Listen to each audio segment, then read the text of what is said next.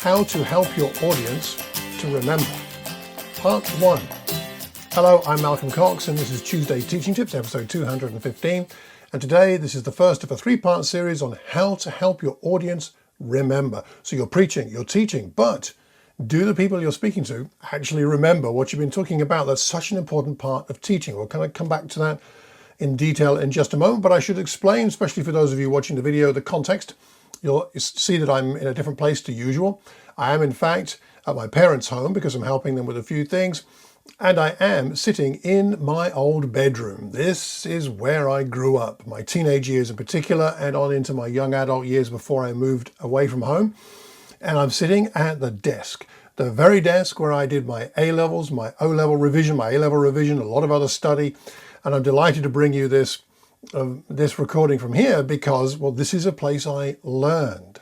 And I learned and I remembered many things that I could take into exams and into life.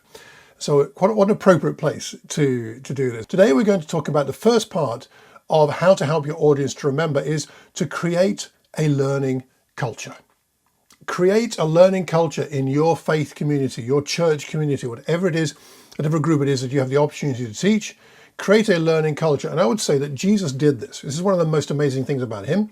He created a learning culture. People remembered what he taught. Partly it was the brilliance of his teaching, of course, and his life, but there was a bit more to it, I think, than that. Peter says in Acts chapter 11 and verse 16, he says this, I remembered the word of the Lord, how he used to say, John baptized with water, but you will be baptized with the Holy Spirit. So he's remembering something that Jesus said, which actually John the Baptist said, but Jesus must have then repeated it. And he says, I remember that. How long ago was that? In Acts 11, that's probably about 7 years after Pentecost. So let's assume Jesus might have said it around that time.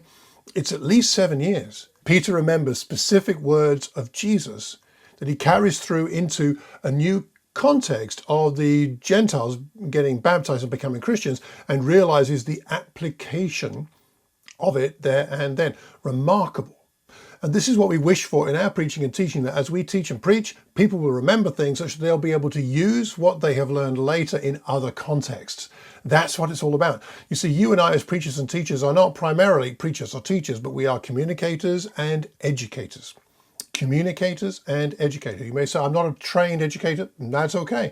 You don't have to be formally trained, but you are an educator. What's the point in teaching or preaching stuff if it just goes in one ear and out the other? Delights people for 30 minutes. And by the time they get home, they've forgotten it, or by the time next year comes around, it's of no use to them. That's not the point, is it?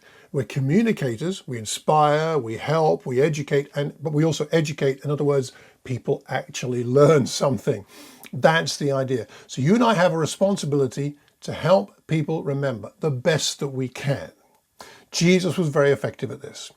Now, I'm thinking about this a lot right now because I don't know why, but on my heart and my mind and my spirit, God's been helping me to think more about what it means to be someone who creates great learning opportunities, not just, in other words, teaching good material, which needs to be done, but also how to help people learn.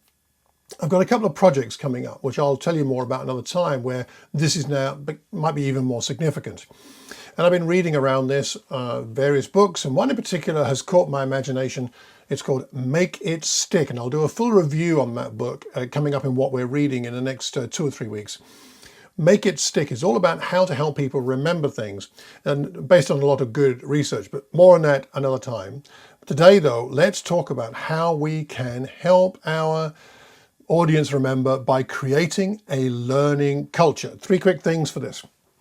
Number 1, if you're going to create a learning culture in your church, in your group, firstly, encourage people to take responsibility for their own learning. Encourage people to take responsibility for their own learning. My learning is my responsibility. I hope preachers and teachers do a good job, but it's my responsibility. This is the culture we want to have. Jesus in Matthew chapter 17 helps with this. Here's some examples. Jesus and his disciples arrived at Capernaum. The collectors of the two-drachma temple tax came to Peter and asked, doesn't your teacher pay the temple tax? Yes, he does. Peter came into the house. Jesus was the first to speak. What does Jesus do? He says, what do you think, Simon? What do you think? He asks him a question. From whom do the kings of the earth collect duties and taxes? From their own children or from others? From others, Peter answered, and the children are exempt. Jesus said to him, there's a Q&A going on here. There's discussion going on. He's helping Peter to take responsibility for his own learning. What do you think? Again, in Matthew chapter 16, verses 13 to 16, when Jesus came into the region of Caesarea Philippi, he asked his disciples, who do people say the Son of Man is? They replied, some say John the Baptist, others say Elijah, still others Jeremiah or one of the prophets. But what about you? He asked, who do you say I am?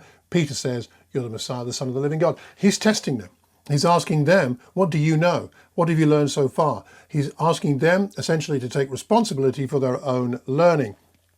One other time, not with the disciples, but actually with his opponents, in Matthew 9, verses 10 to 13, he's in Matthew's house, tax collectors are there, Pharisees see it. They ask the disciples, why does your teacher eat with these ne'er-do-wells? Jesus says, well, it's not the healthy who need the doctor, but the sick. And then he says this to them, go and learn what this means. I desire mercy, not sacrifice. Go and learn. He says, you go and learn. You go and figure it out. It's up to you. You take responsibility for your own learning. So how can we engender this kind of attitude of taking responsibility for one's own learning? Firstly, when you're teaching and preaching, ask open questions. In other words, not yes or no answers. What do you think about this? What is this saying to you? What's revealed to you here?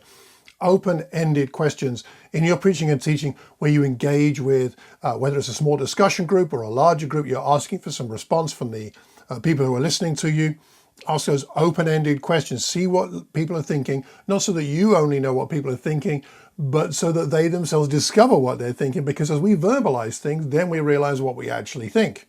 That's part of it. Validate all answers. Be sure to tell everybody who gives you an answer, thank you for that. You don't have to have hyperbole with your answer or your response.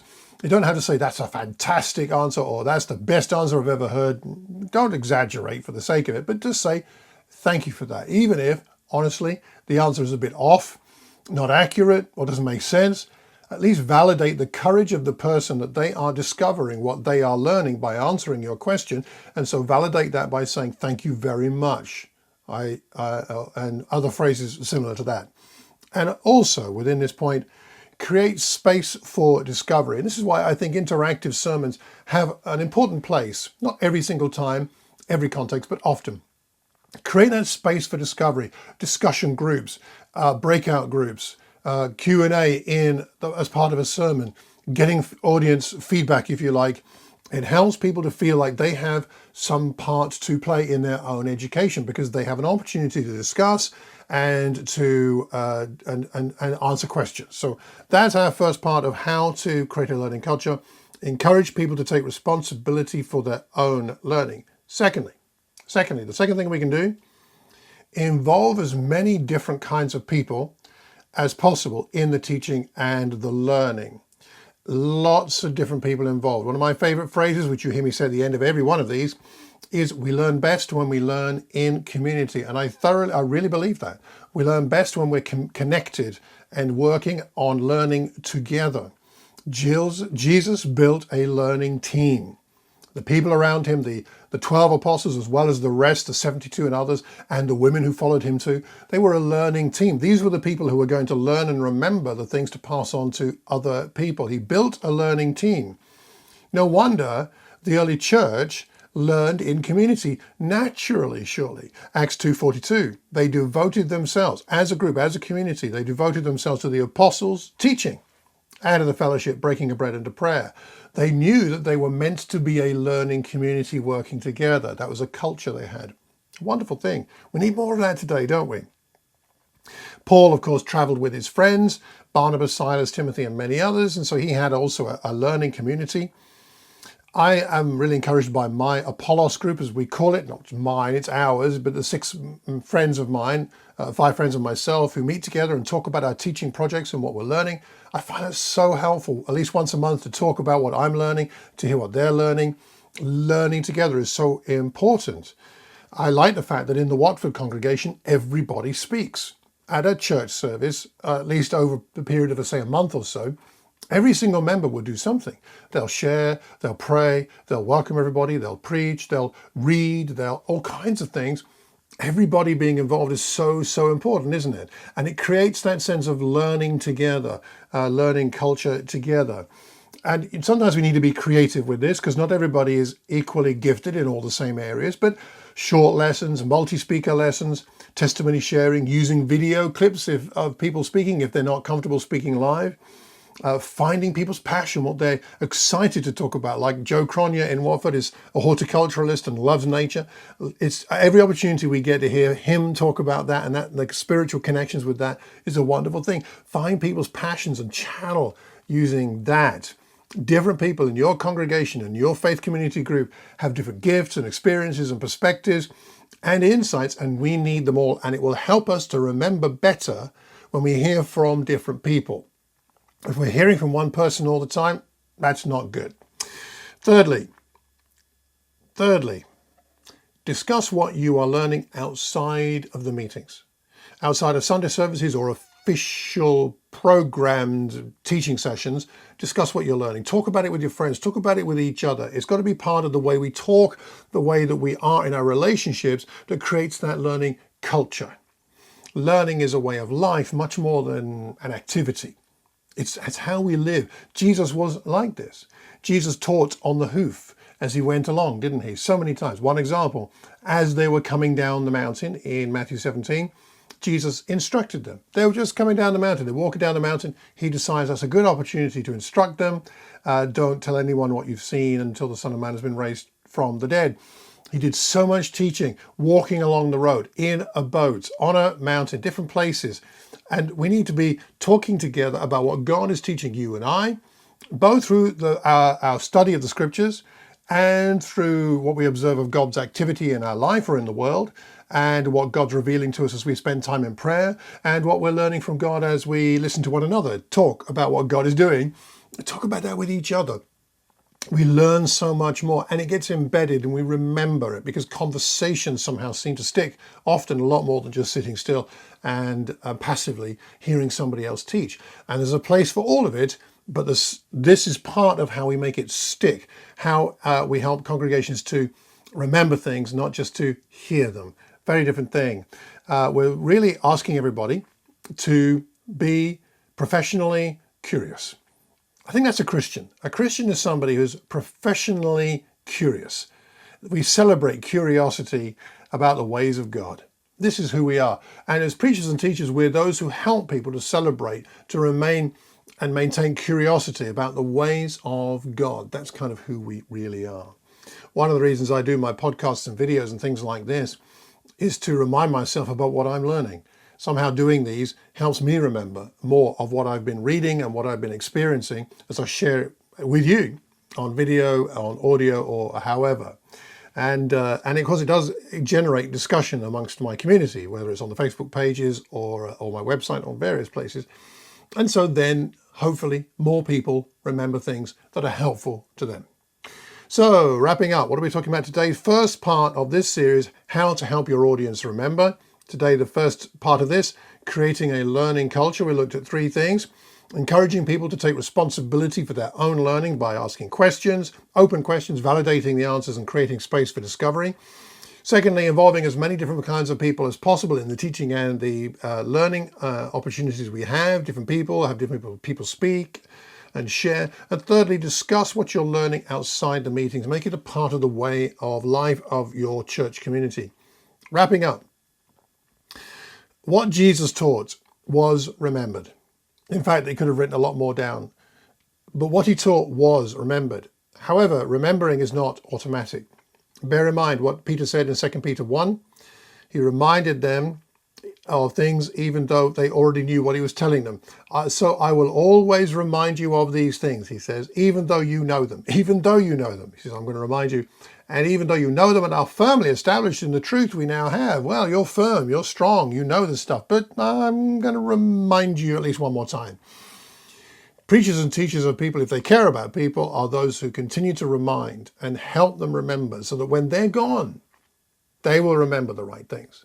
And that's part of your responsibility and mine if we preach and teach.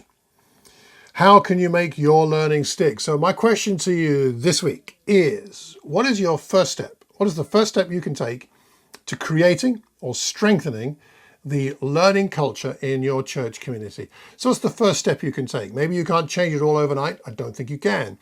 But what's the first step you could do to either begin to create a learning culture if you don't feel there is one, or to strengthen that learning culture in your own local congregation? What's the first step? And could you please share that with me?